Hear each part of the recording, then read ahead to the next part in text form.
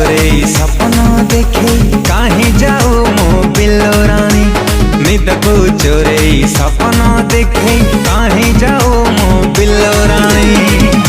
बिंदी लगे कि कजल लगे करियो ठतोर नाली नाली। एते सजई जाओ छुगरी कही जा थरे आलो न खरी।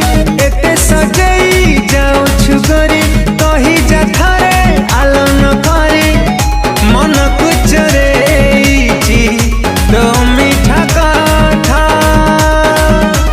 गजरा गभाबाली मो गजरा गभाबाली।